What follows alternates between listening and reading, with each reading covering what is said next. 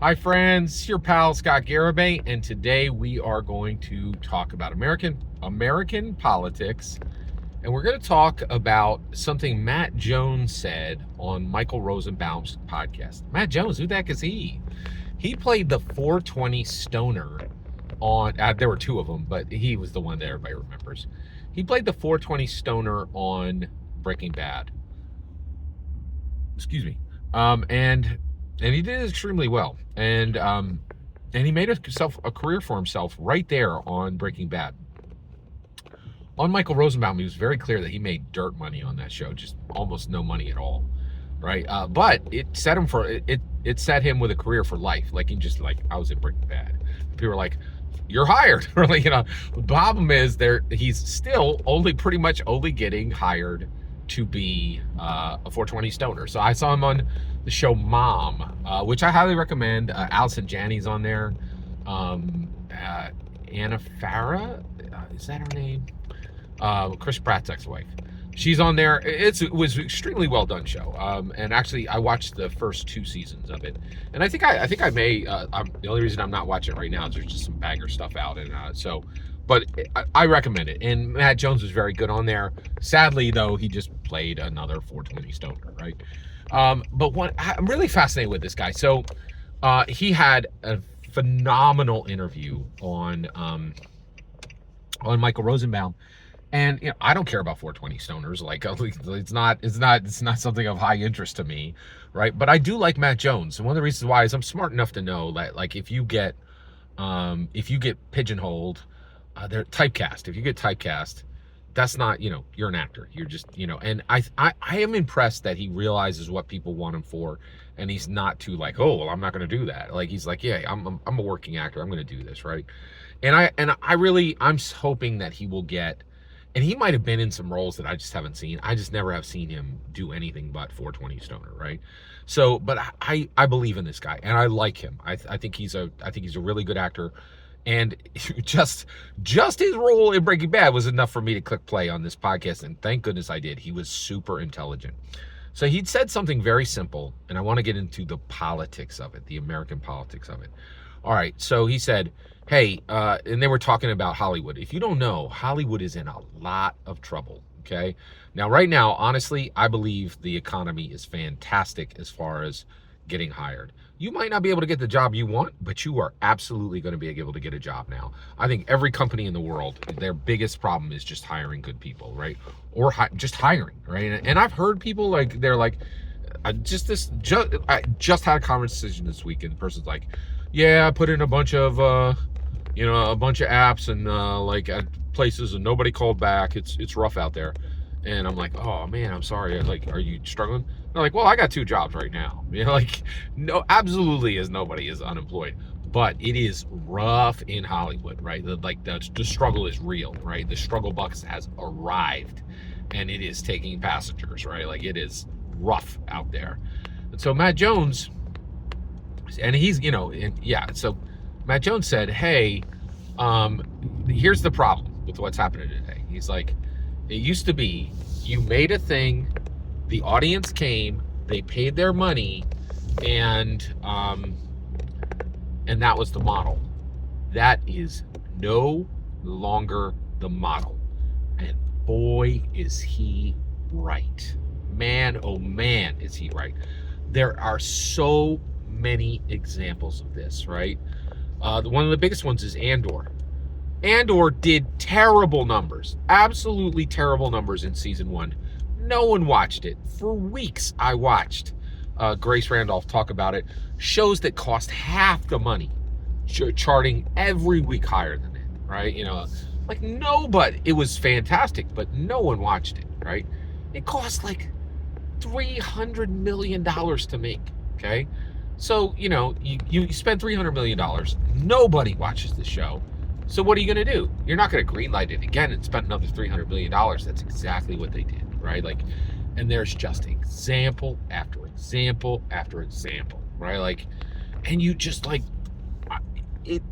these companies are just burning money, right? Like, and you're like, why? And there's 2 reasons. One, streaming, right? Like, so Now you have to shovel content into a streaming pipe, and you have no idea what amount of money each show is generating. It's just not how the model works. Even I go to the movies. I go to the movies every single week, right?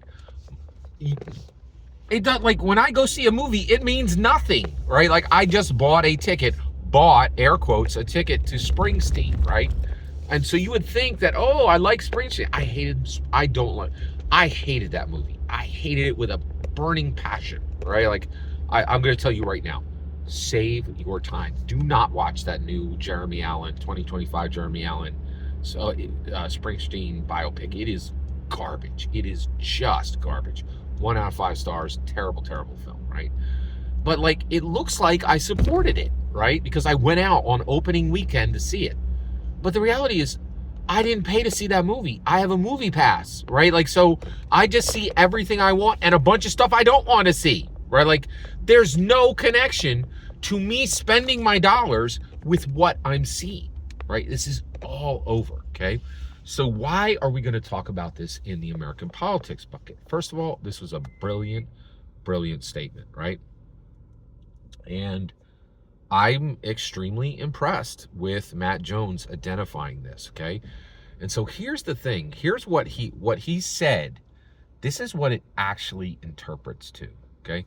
Here's what it actually interprets to. The power in entertainment was never the money, okay? We always thought, oh, well, you know, the power is to make those studios executives rich. It's to make those ingenues rich. It's to make those leading men rich, right? Oh, and yeah, the grips don't make any money, but we all know that, right? You know, the craft services guy doesn't make any money. Who cares? The extras don't make any money. But, you know, male lead, female lead, you know, director, studio execs, they all get bank, right? That's the value. That's the value of entertainment. It's all about the dollars, right?